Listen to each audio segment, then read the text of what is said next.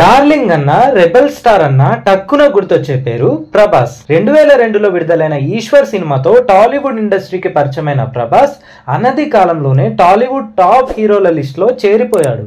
ఈశ్వర్ తర్వాత రాఘవేంద్ర, వర్షం, Chatrapathi, Pournami, Mirchi, Baahubali series, Saaho, Radhe Shyam, Adipurush, Salaar, ceasefire వంటి అనేక సినిమాలతో ప్రేక్షకుల ముందుకు వచ్చాడు. ఫ్రెండ్స్, ఒక చిన్న రిక్వెస్ట్, మీలో ఎవరైనా మన ఛానల్ ని ఫస్ట్ టైం విజిట్ చేస్తున్నట్లయితే వెంటనే రైట్ స్టాండ్ యూట్యూబ్ ఛానల్ ని సబ్స్క్రైబ్ చేసుకొని వీడియోకి ఒక లైక్ ఇవ్వండి.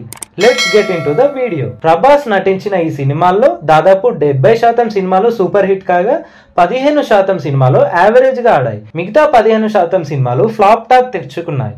ప్రస్తుతం ప్రభాస్ కల్కి, కన్నప్ప, రాజాసాబ్, సలార్ పార్ట్ 2 సినిమాలతో టాలీవుడ్ లోనే ఏ హీరో లేనంత బిజీగా ఉన్నాడు.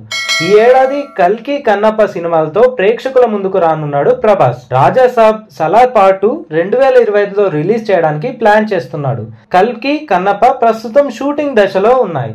రాజాసాబ్, సలార్ 2 సినిమాలు ఇంకా సెట్స్ పైకి వెళ్ళలేదు. బాహుబలి చిత్రంతో డార్లింగ్ ఎలాంటి సంచలనాలు క్రియేట్ చేశాడో తెలిసిందే. దర్శక ధీరుడు రాజమౌళి రూపొందించిన ఈ movie Indian biggest block buster గా నిలిచింది. ఇప్పటి వరకు ఆ మూవీ కలెక్షన్లను కొట్టే సినిమా రాలేదంటే అతిశయోక్తి కాదు. తన మూవీ కలెక్షన్లను తానే బ్రేక్ చేయాల్సి ఉంది. బాహుబలి తర్వాత ప్రభాస్ రేంజ్ మారిపోయింది. ఆయన రెమ్యునరేషన్ కెపాసిటీ కూడా చేంజ్ అయింది. ఏకంగా 100 కోట్లు అందుకున్న తొలి తెలుగు హీరోగా ప్రభాస్ నిలిచారు. ఇప్పుడు ఆయన రేంజ్ 200 కోట్లకు పెరిగిపోయింది. ఏ సినిమా అయినా ప్రభాస్ 150 నుంచి 200 కోట్లు మినిమం రెమ్యూనరేషన్ తీసుకుంటున్నాడు.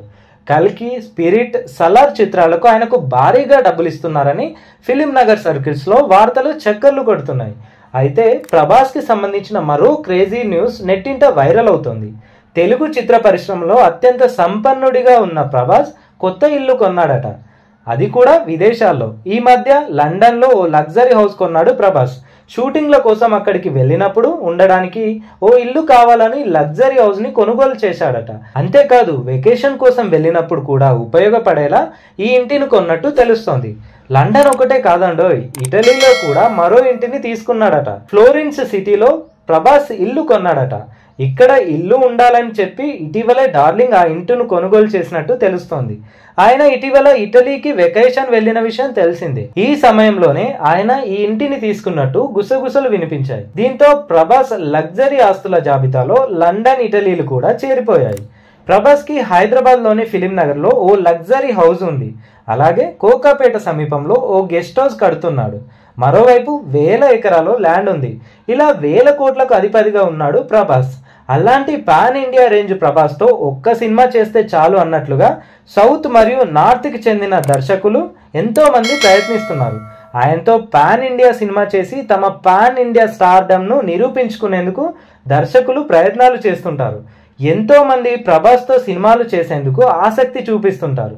అయితే ఓ తమిళ దర్శకుడు మాత్రం ప్రభాస్ తో సినిమా చేయడానికి టైం లేదంటున్నాడు. పాన్ ఇండియా రేంజ్ హీరోతో సినిమా తీయడానికి టైం లేదంటున్నాడా అని ఆశ్చర్యపోతున్నారా?